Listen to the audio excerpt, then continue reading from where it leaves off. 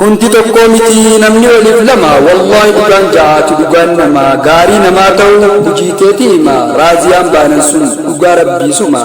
bagaan si harkadde yaa bada Faatima bagaan si harkadde yaa bada Faatima. Akkana jee qalbii na wajjeessi jaalala naaf qabdu akkatti naaf ibsi atis naaf raaziyaa tattee manaa gaarii aliyyii fi Usmaan faa kan akka umarii rabbi sinaaf kenneef haa galfamtu shukriin rabbi sinaaf kenneef haa galfamtu shukriin.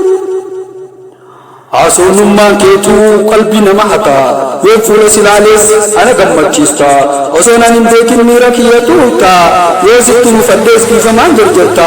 waan ani fadhuus fuularraa na beekta himina eeggattu nyaararraa qaraata ofiis hin goggootu dhugaan na jaalatta